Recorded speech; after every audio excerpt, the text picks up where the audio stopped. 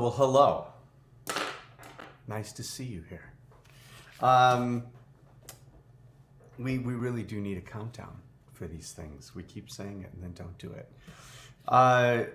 Thank you for anyone who's listening here tonight. I have something I think pretty interesting to talk about tonight. Something that I keep wanting to do is work on some writing that talks about how to bridge the gap between the creative and the business.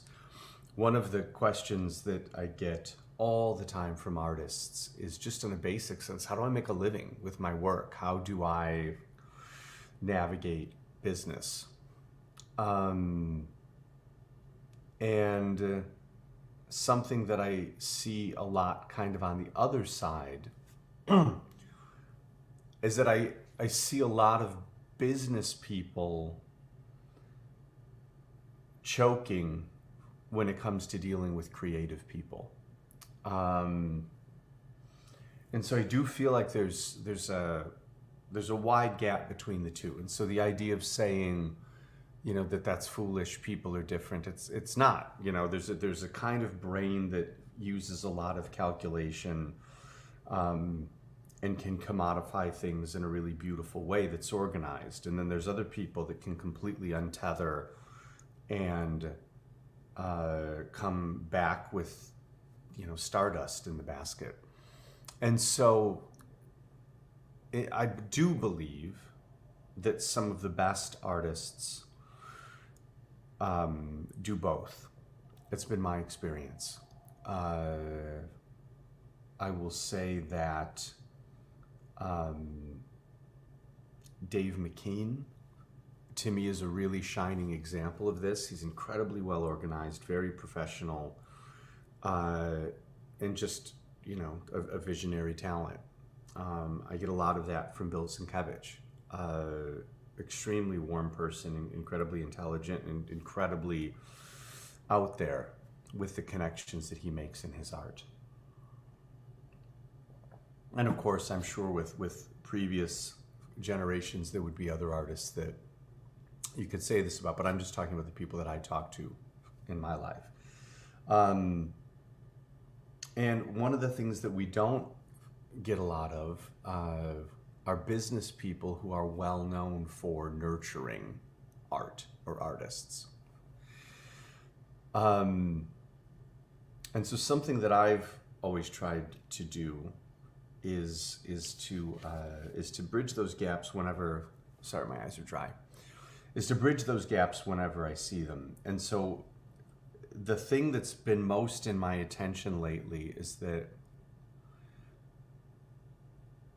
I think when artists aren't getting business people, we all know people that are just always complaining about something. And I think that's something that a lot of creative people, which is mostly who I'm talking to, don't understand that the identical thing happens on the other side of the coin, on the business side. I see more confused and tantrum-like behavior from business people than I do from creatives. Creatives are making it their point to kind of understand their reactions and understand their space. And then when you get business people, and I'm of course completely generalizing, but you get people, maybe they're in a creative industry, but they're the business side of it. They don't track a lot of what's happening on an intellectual, even intellectual, emotional, spiritual, creative integrity level, any of that stuff. And so the main thing that I was thinking tonight is kind of specifically to try to speak to is to the creatives who feel like they've reached a point where they've got their act together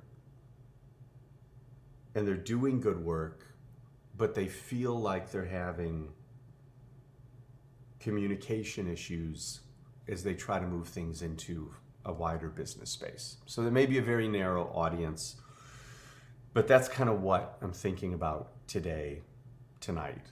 Any questions or comments on anything else you want me to talk about, put them in the chat and they'll send them through to me. But that's the thing that came up to my mind. I've got a couple notes here that I actually had taken for myself. I got to give credit. A lot of this came from talking to Bill Sienkiewicz. He's been a big support to me the last year on the things I've been working on. And one of the things he pointed out is that when you're working with people who really think creatively, Chandra, are you distracted? Should I talk about DVDs right now? Or let me finish this thought. You have a bunch of heart. You've got a bunch of smart people that love to throw these things into the mix. And if you're dealing with great artists that aren't caught up in their ego, the best idea wins. And then what happens is you get that to a certain level, and when it moves into the business space, it inverts. And the creative integrity and the vision is very, very small, but the mouth volume is really big. And so when you're faced with that, when you're trying to make creative things happen in an environment that's fairly hostile, it's the nature of creating art is to be as crazy as you can. The nature of selling art is to try to be as safe as you can. And I personally disagree with that, because I think, look at Taylor Swift being her own distributor and killing it and making a fortune. She doesn't need a million middle people.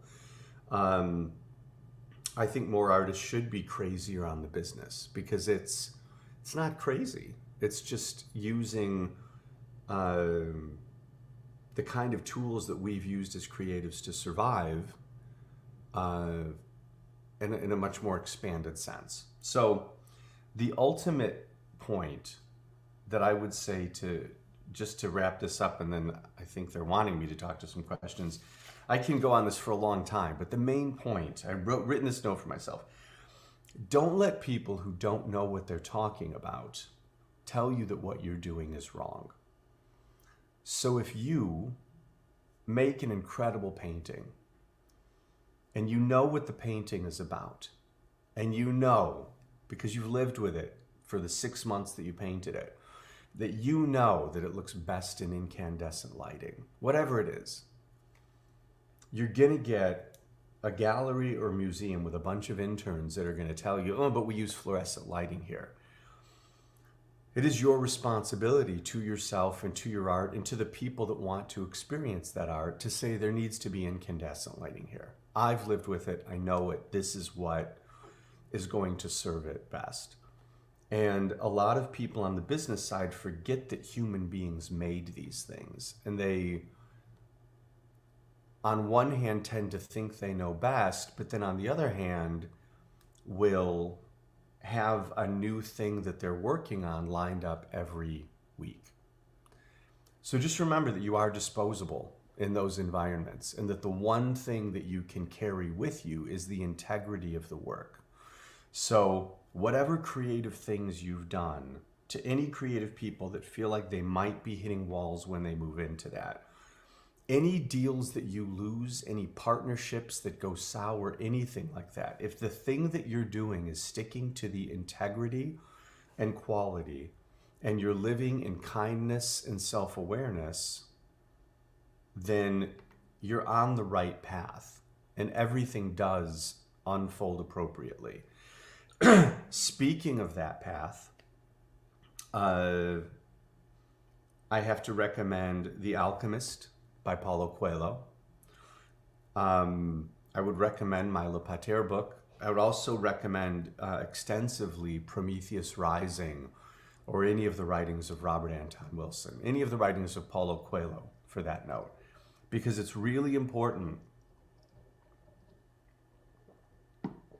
You want to be humble, you want to strive for excellence, and you want to focus on integrity. And making sure that your spiritual work is in the right place allows you to do that. But, like the George Carlin quote, before wondering if you're crazy, just make sure you're not surrounded by assholes. It's entirely possible that you're hitting problems because the people that you're interacting with just genuinely aren't at the level where you want to be or where you are. I'm slightly distracted because of the questions that are coming in, but okay, so it's just the one. So hi Dale. I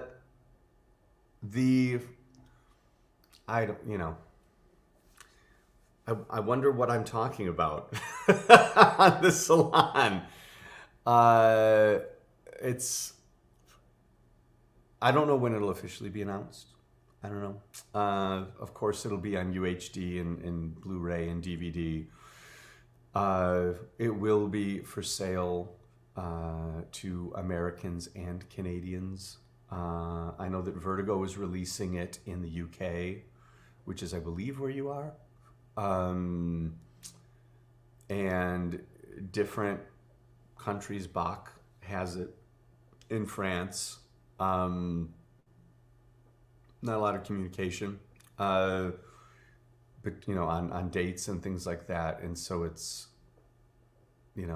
not a situation really that's mine to fix, unfortunately.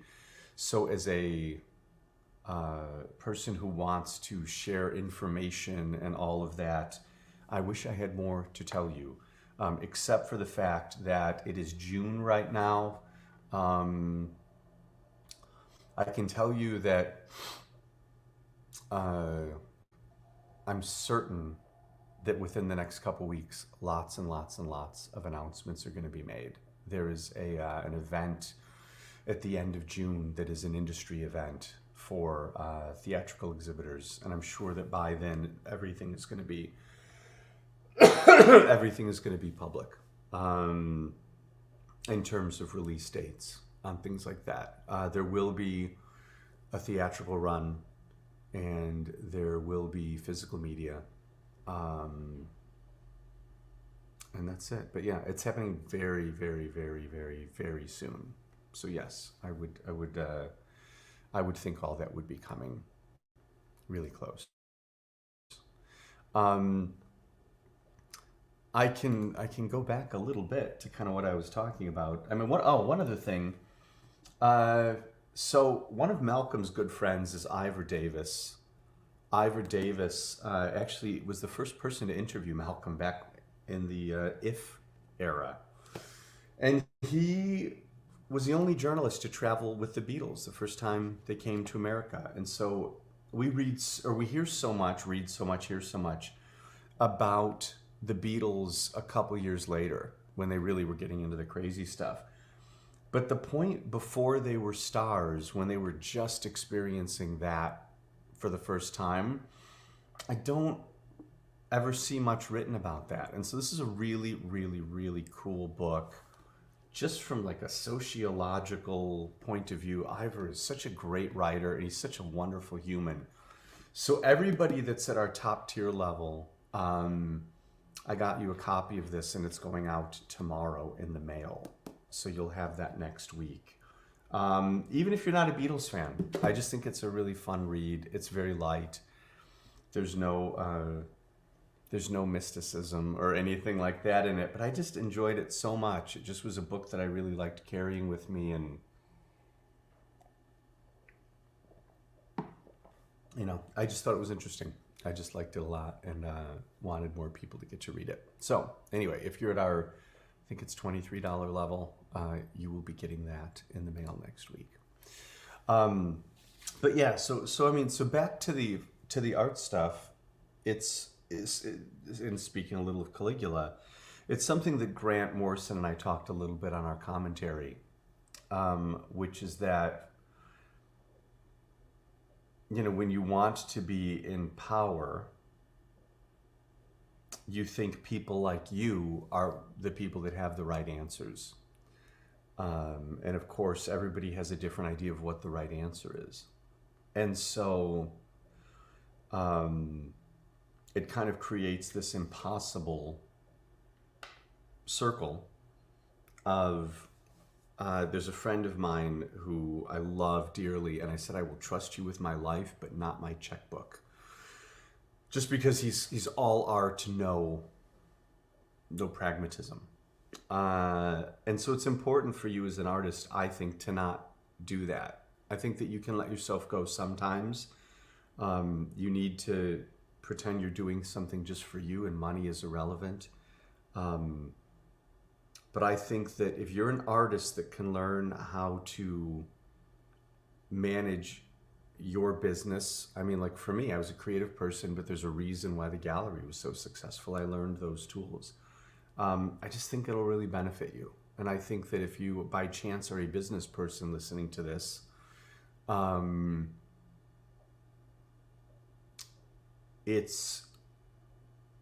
think you have to remember that the art that you love was made by human beings, and that if you try to reduce it to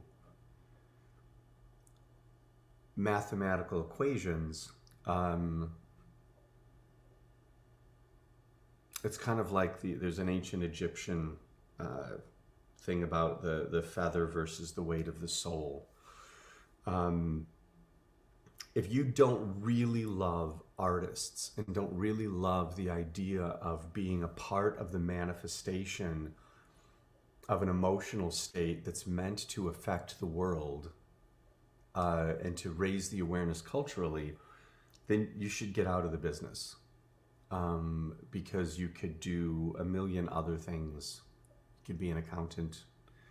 You could work in a factory that makes cardboard boxes. But lots of people are attracted to the romance of saying that they're in the art business and they're business people. But I'm surprised at how little respect I see for the elders in the artistic realm. And it's been very distressing to me, not only to see it, but then to hear that, oh yeah, no, that's common, that's very normal. I've been very isolated because I've been in the position of being the person that's doing the business and representing the artist at the same time, and looking for win-win and looking for ways to help the creative people. So I think most of this, as I'm kind of just rambling, I think it's more just, I'm assuming there's got to be other people that are creative people that feel like they're hitting that wall. And I feel lucky at 52 years old that I have enough experience and enough of a vast, web of relationships that are very nurturing, that I'm very comfortable with who I am. I'm very comfortable with my taste. I know that I'm operating in a way that's ethical. And so I kind of feel a little bit like it's kind of like The Alchemist or The Pilgrimage by Paulo Coelho. I feel like I'm, going out in the world and finding out, oh my God, like not everyone is as ethical as my fairy tale existence I've built for myself might have been. But at this point, I'm just rambling because I was expecting there'd be a question or something. And so now you're just getting to hear me talk about me. Let's see, what else could I tell you? Someone ask a question. Otherwise, I'll tell you this, though. So there is a commentary that I did with Aaron, which is really funny. And then there's a commentary that I did with Grant Morrison. And that one's very fascinating. If you don't know his work, he's a futurist and kind of very interested in mysticism, and super Malcolm McDowell Caligula fan, and that was great. Well, Russell, I thank you for saying this is important, and glad that you're having this. Do you find yourself, are you working creatively? Are you a creative, an aficionado of things of beauty? Do you find yourself in any challenges with this? I would be curious,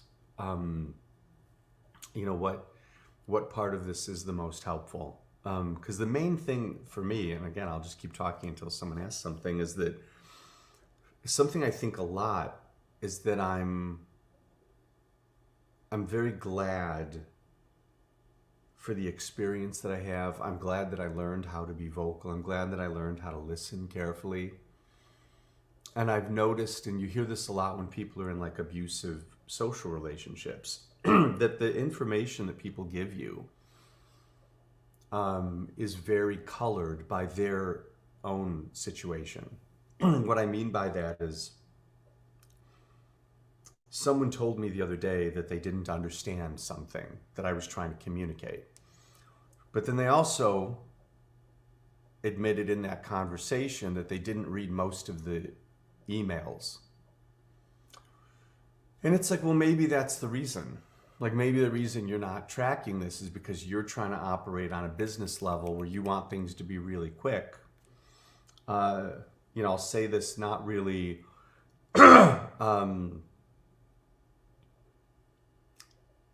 I kind of want to tell you what it is, but I can't. I guess I'm going to tell you who it is, though. Working on something with Richard Metzger and Douglas Rushkoff, and they are two of the smartest human beings I've ever met in my life. Richard Metzger was behind the Disinformation Company, and Doug Rushkoff invented the term social media. He's that level of sociology with technology. And then the funny thing is that my email chains with them are crazy long, super fast, tons of information flying, and it just feels beautiful. I am definitely not the smartest person in the room in that moment. And so it just kind of reminds me that, yeah, if you're hitting road bumps, again, it's just back to that funny quote about, before thinking you're crazy, just make sure you aren't surrounded by assholes, kind of thing. Just in my head, in my heart, in that moment, I was like, God, I feel like I wish I could just tell every creative I know, it might not be you. It might not be you.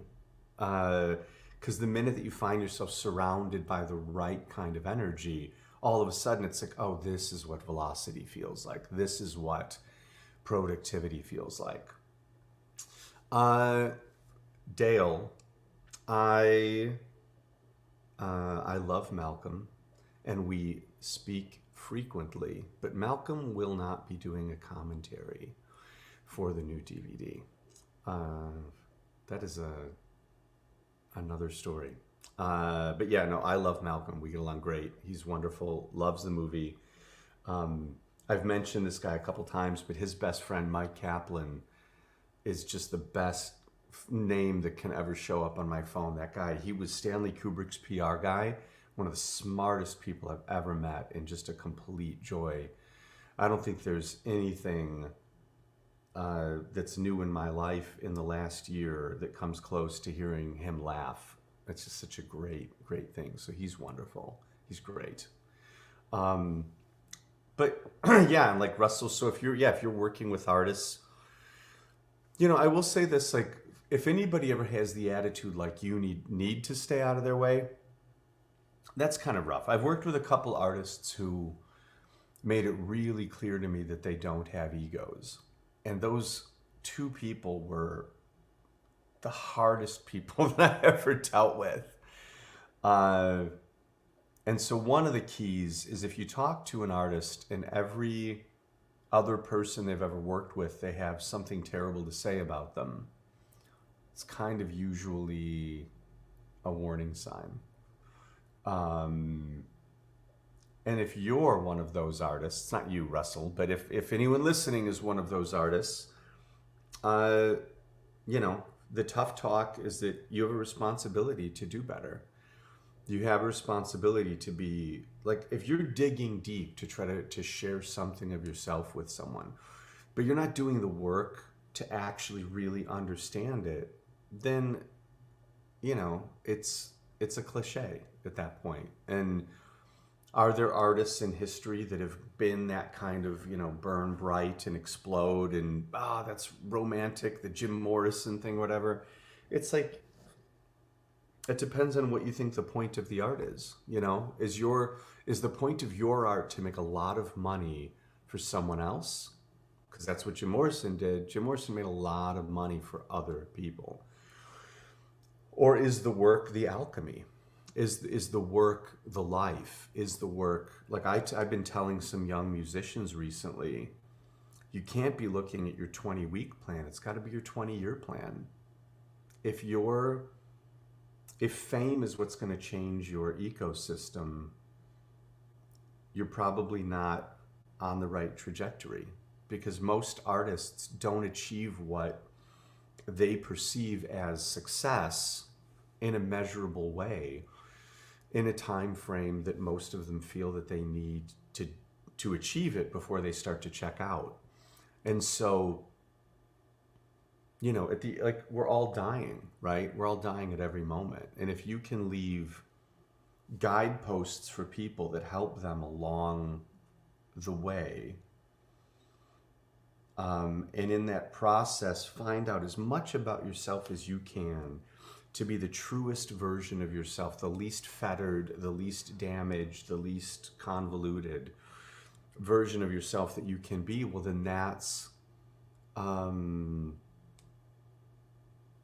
that's the art, isn't it? You know what I mean? Like the ultimate, I think about Leonard Cohen later in life, just hanging out in a Buddhist monastery and coming down and go play in France for a while and come back and hang out at a monastery. Like, there's something, not that I want to hang out at a Buddhist monastery, but it made sense to me that someone that was his level of poet would eventually reach a point where he was so interested in being tuned into that stillness, and so unattracted by traditional, what's the word, culture, the culture of commerce. It's also temporary. I love a lot of silent films. I watch a lot of old 16mm films. Like, outside of cult circuits, there are so many people that were enormously famous 20 years ago that no one knows their name today. And then every 20 years you go back, it's just even rarer and rarer and rarer. Like, how many silent movie stars can most people name? 6, 7? Now think of how many movies came out this month. So if what you're looking for is some kind of permanence or some kind of, external support, that's just really, I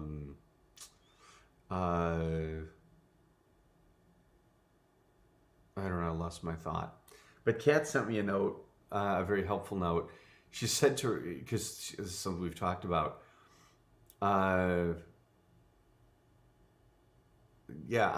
my own target audience. Like anything I'm working on, it may not make sense. Why did you make a wax cylinder record? Why did you reconstruct Caligula? It's all symbolism. It's all preservation. It's all communication. Why did you write Le Pater? I love the idea of carrying ideas forward. And so the one of the things that we're hoping is to, so we're really stepping up. There's a couple people that are going to be working on this a lot more on our Patreon. And we're really trying to figure out how to step up the idea of our community. And the idea isn't like we're trying to create something in a marketing sense. It's more, when I look at everything with the AI technologies and I look at how things like social media just get so algorithm boxed in, I just keep thinking like, I miss the days when I was young and I would go hang out in the record store on Saturday night. And it was me and a bunch of guys that were 40, 50 years older than me. And I loved it. I loved having that community. And so with the books that we're writing, with the movies that we're putting out, with the music that's going to be coming out, there's just all kinds of great things that we've been finding the people that are interested in it wind up being really interesting as well. So we're kind of just trying to figure out how to make this a little bit of like a walled garden kind of thing. And so we're playing with a few ideas, and this is probably a great point for Kat to come in if she's around. Kat and our friend Jenny May are going to be helping organize a lot of this.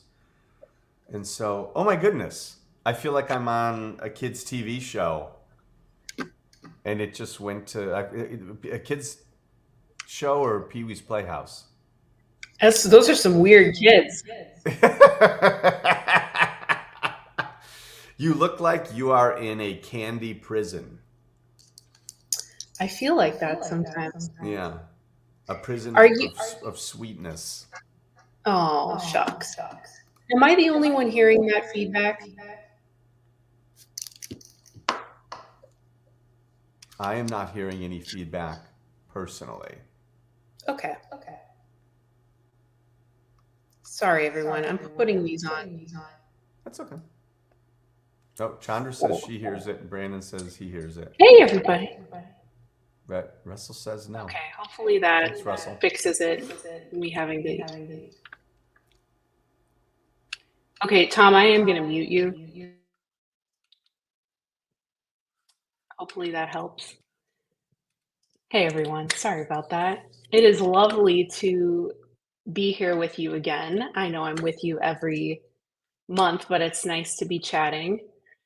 So Tom said it beautifully. One of the things that some of you may know who have joined us before, but our inspiration behind the Salon from the beginning has been to just encourage a space where we could have conversations like we did when we had the physical gallery, lending themselves, an area which lends itself to us just all hanging out and, sharing our thoughts about things like art. And gosh, I wish this was a little bit easier for me as a creative person and all of that. And so, as the years go on and, COVID happened, I feel like personally that connection is even more important. And so for those of you joining us tonight, you are the very first to hear, but we are going to be announcing a Discord server for the Patreon community. So for those of you who are members,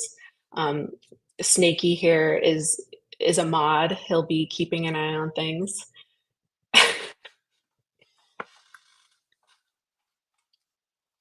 I don't know, Tom. I don't know. So the point of me sharing this with you tonight versus just sending you an email is I wanted to get everybody's thoughts on, whether there is an interest in joining in the first place. Of course, it's free. If you're already part of the Patreon community, you'll get access. But, do you use Discord?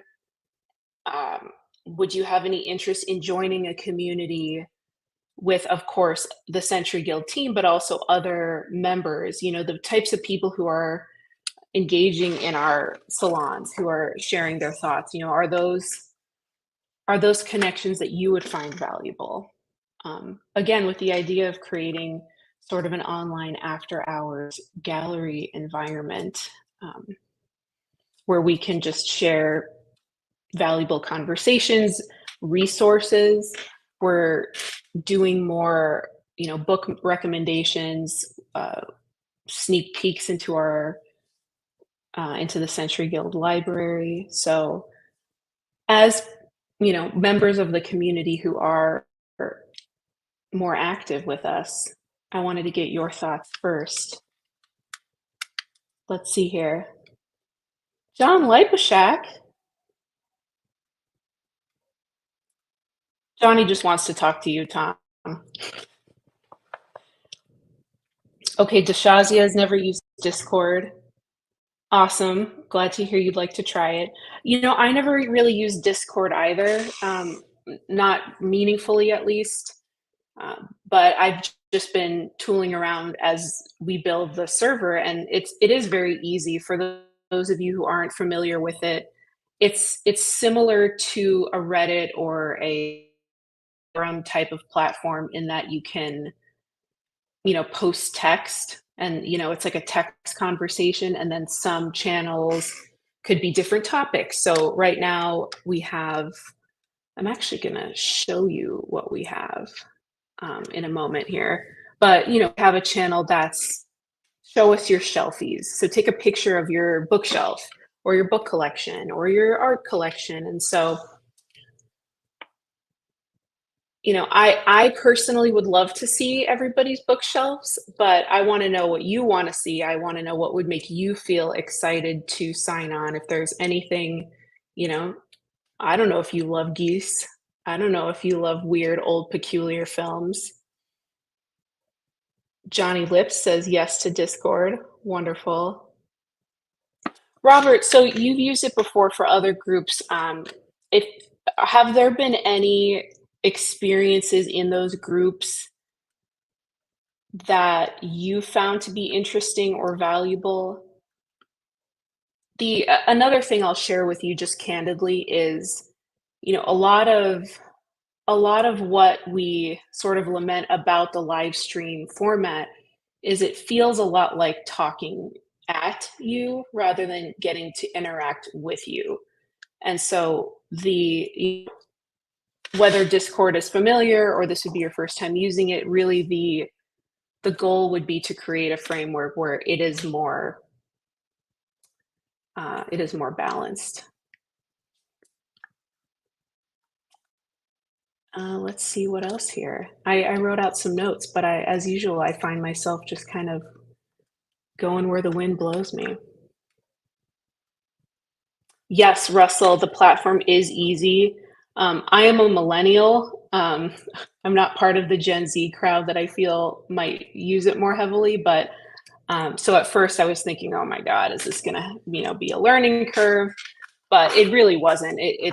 It's super intuitive, and I think it's more minimal on purpose so that it isn't this, overwhelming thing. It just lends itself as a platform to text chats, or, there's also like a voice hangout where people can just chat.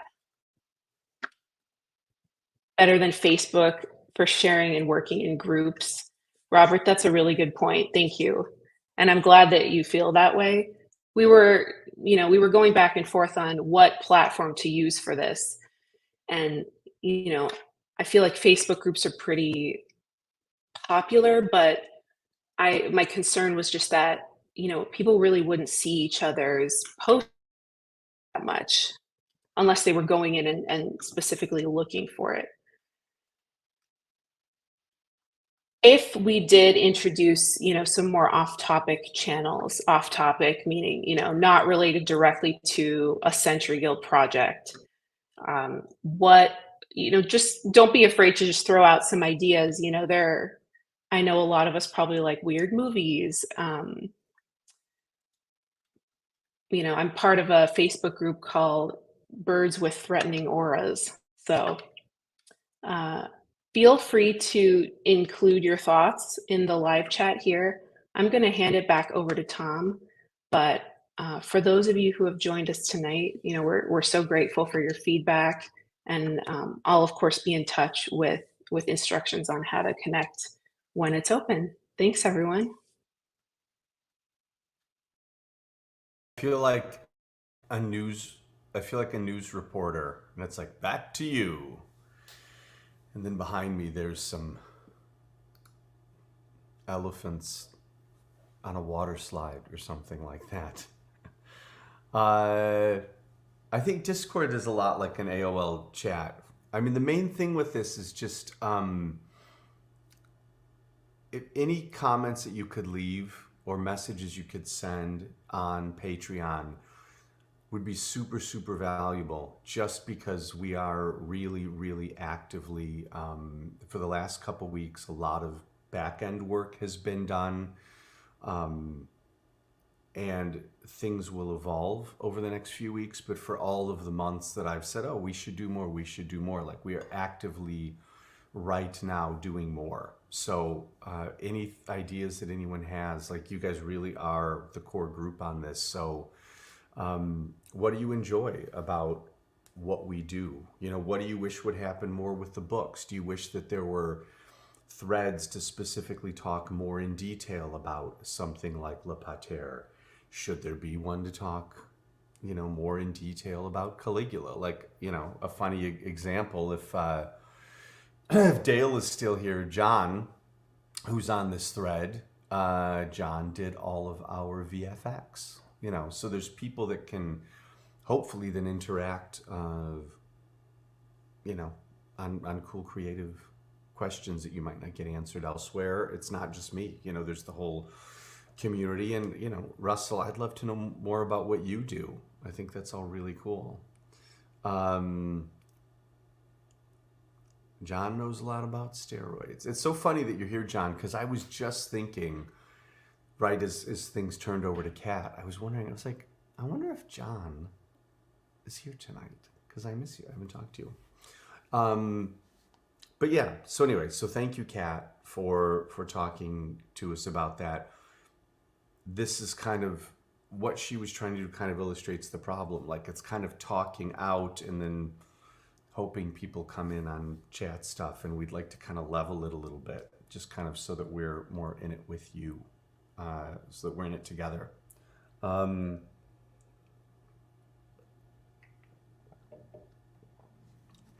I mean, John, let me ask you a question, because you're here and you are a creative person. I know that you've had lots and lots of incredible improvements in your business interactions across the last year. You know, is there anything that you would like for me to address on something that either you feel was helpful to you that we might have talked about, or something that you feel like is kind of just still an ongoing thing? And yes, yes, Kat watches a lot of weird old movies. Shazia. But, you know, John read The Alchemist. That's a really good one for creative people. I shouldn't say that. It's good for human beings, but just with what we're talking about right now, you know, the real, and I said this earlier, but just to elaborate on it, when the alchemists talked about turning lead to gold, it was meant to be a metaphysical allegory. The idea that the lead of the mundane human existence, how do we transform that into the pure element that is spirituality? And it isn't anything that has to be connected to any religion. It's just the idea of, you know, the world is constantly imposing itself on you. There's wind resistance, and you get the lines, and you get the dust, and all of these things that just weigh you down, weigh you down. And then on the inverse, you know, what is the practice of losing that internally, emotionally, spiritually? You know, how do you transcend that? And for me, art has always been the way to do it. Like, think of how many times you are feeling sad, and then you hear a song, and it's like, oh, that person knows how I feel, and you feel better. And if you're a creative person, think of how every time you are able to articulate something you're feeling, even if it's a 2-line poem that you wrote, or even if it's just expressing yourself meaningfully to a loved one, you know, there's poetry in that. Like, that's the alchemy. That's the art of transcendence in that.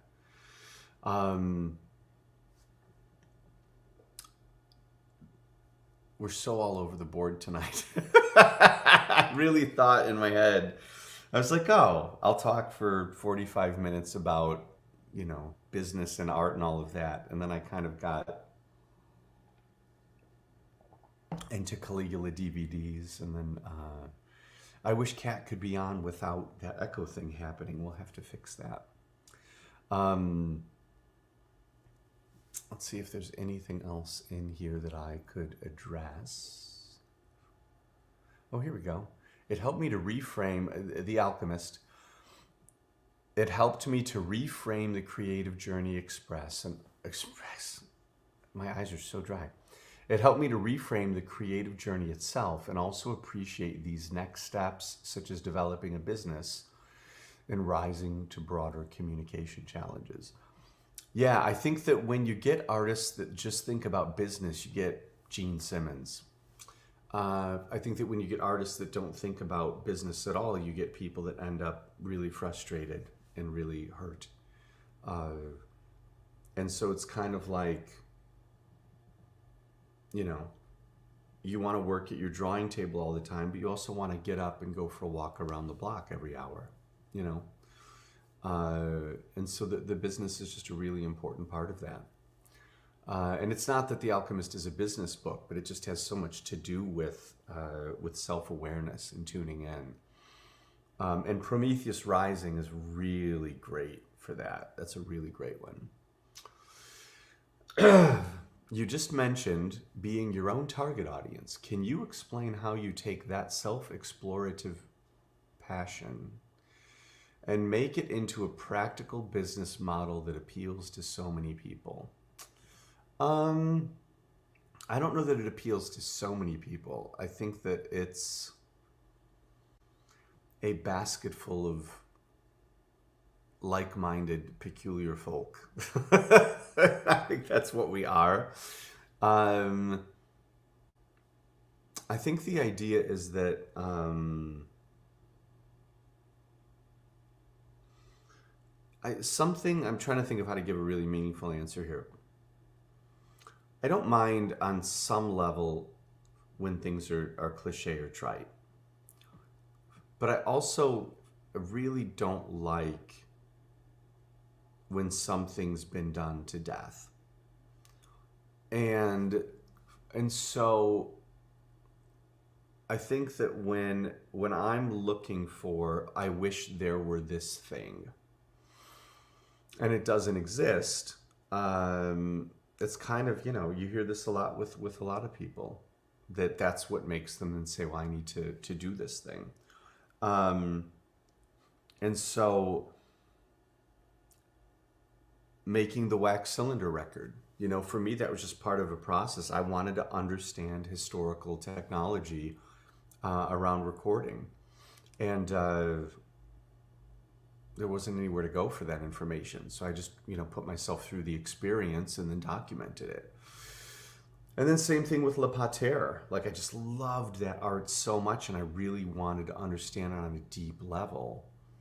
And in that case, we did an exhibition and we did a little Kickstarter for it that went really well. And then I started to see, okay, well, there is more of an audience for that. And so with some of the books that we've been doing, I do think that you have a responsibility to edit yourself. There's a lot of things that I want to do that I think, wow, I could sell 7 of these. And that's hard. There's a lot of artists that I like they take a lot to understand. I just got this folio of some artworks around this opera. And they're so cool and so spooky and so weird and so beautiful. But it's 8 engravings. It's like, what do you do with it? And if I said, oh, well, what if, like when we did the Orchid Garden stuff, I made letterpress prints of some of the drawings, and they looked gorgeous in person. And they sold like ice in Antarctica. Like, people just didn't buy them. I mean, we sold them all eventually, but it wasn't like people really saw the quality there and really stepped up to it. So part of it is looking at what is it that you do and how can you adapt that into a thing that meets people halfway. And Animalia, which will be coming out in a few months, is another part of that. I wanted to do an Anton Cedar book, and I thought, if I do a really academic Anton Cedar book, It's got a certain audience. Art people will buy it. But if we make it look like a book that would have been in the library at Hogwarts, that's a lot bigger audience. And it works. It doesn't demean the work. I think Anton Cedar would love, because he was an art instructor. He loved teaching kids about line work, and I just said kids, but he taught at a university level. And so we look at him as ways to pull people in. So I kind of view myself academically as not being the last stop on someone's journey, but a really great first stop. You know, to come back to Ivor's book, you know, we're trying to be the Beatles of this stuff, in the sense of, you know, it's not like we're going to be as big as that, but it's okay to do really great, smart things that are really well done, that are meant to go wide. It doesn't need to be like, you know, Einstein Neubauten or something, where it's like, you know, recordings of children screaming with chains clanking for 14 minutes. And so that's what I would say. So, you know, speaking to you specifically, whatever it is that you're doing that's your own personal work, I think if you're doing it for you, you should always do it for you first. You should always do it for you first. But when you start trying to figure out how to monetize it, you want to, it's a little different, because like if I'm thinking about like the Sasquatch stuff that you've drawn and things like that, if you're doing something with that and you're making a kid's book, you should just make it the way you want it, and the audience will be what it's going to be. It doesn't matter if you sell 50 copies. It doesn't matter, because you did it for you. You did it so that your kids would have this book to read. Like, that's important. When I made the first Le Pater book, like, I didn't care if anybody read it. I just wanted all of that information. I wanted people who were interested in mysticism to be able to get from A to W in, you know, a couple hundred pages. And distilling sacred geometry down to 2 pages almost made my head melt. That was so difficult. And you look at it now, it just seems easy. But it took me weeks to write those pages. And so the question becomes, when you have decisions about how you're taking something out. Like, for example, with Animalia, we did a book cover that was specifically engineered to look like it would be in a crazy old library. So maybe that's the thing, is when you have your art, it's like, well, how do you present it? You know, that's where the marketing comes in. Something Malcolm told me about Caligula that I honestly didn't understand. He said, making the movie is only half the job. Selling it is the other half. And so if I'd known that going in, I would have had a very different set of expectations, for sure. And so for my own work, you'll notice our Kickstarters are doing substantially better. And that's because I took that to heart. I'm looking at the marketing as being just as important as the making of the book itself. And not in a way to demean the work of the creation itself. But again, that's where, when we're talking now about commerce, do you want to sell it? If you want to sell it, there's got to be a way to bring it to people, whether it's the packaging, whether it's the marketing, all of that stuff wrapped in together. So it's a little broad. It's a little hard to address, and everything is unique. But I think that's the big thing, is if you feel, maybe this is what it is. If you feel entitlement around your work as a creative person,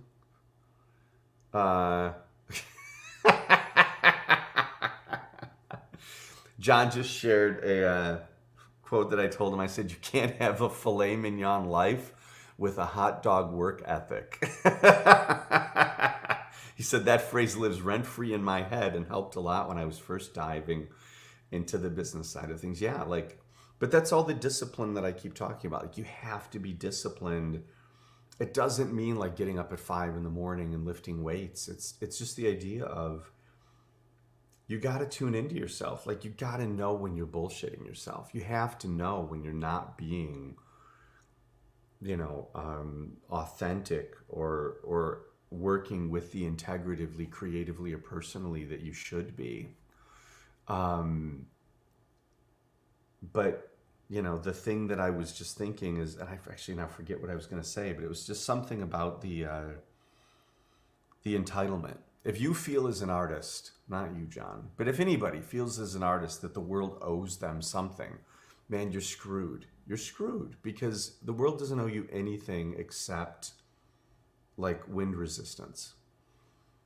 So you have to be doing it for you. You have to be doing it for you, for your own transformation, for your own experience, to try to help other people, and not help like you're going to save somebody, but just like every tradition in the world has storytelling as a way to feel more included. They say that if you travel, you can't be racist, things like that. It's like the more we know about other people, the more we realize that we're all the same. And I just think that for me, it's been books, it's been music, it's been paintings, it's been movies that have helped me, whether it's my mom dying or whether it's, feeling overwhelmed during like a big move in my life or things like that. Heartbreak and euphoria, all of these things. Music was always the thing that carried that. And so if you as an artist are trying to be respectful of, I want to ask someone for money for this, that's when you kind of have to take off the I'm an artist hat and say, okay, well, now how am I a marketer and a business person? And you don't have to do that, but you can't be mad if you don't ever sell any records then. And I don't think the answer is just putting on the marketing hat from day one, because then you get things that are vapid. And you might make money, but it doesn't help.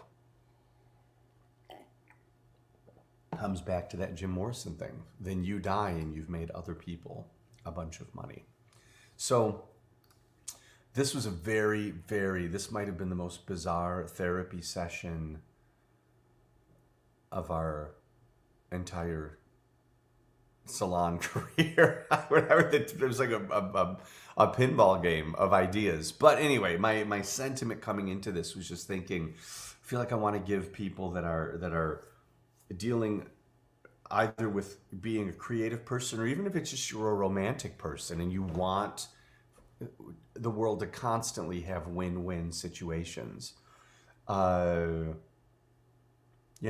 that's where the things that I said come in. It has to be the integrity. It has to be the idea of, don't take in information if the source that it's coming from isn't exhibiting things that you really do respect. Russell says, really, I don't know. I think you're being very kind, but I appreciate it immensely. We will be here again the 4th of July. It's a holiday. We'll be here the 4th at 6 p.m. Pacific time, 8 p.m. Central, 9 p.m. Eastern. And please, in between now and then, throw some things into either the messages or on comments on Patreon. Everybody who's here are people that have been with us for a lot, and the thing that we really want to do is just kind of, it sounds so cliche. We want to hear from you, but it is that we want this to feel like more of this. Like, how do we do more of this? And just kind of take the relationship a little further, as one might say. So thank you so much for being here, and we will see you. Century Chandra writes, bring your hot dogs. I do love that, Johnny. I cannot remember saying that, but it does sound like something I would say. You can't have the filet mignon life with a hot dog work ethic. So thank you. We'll see you next month. Have a good night.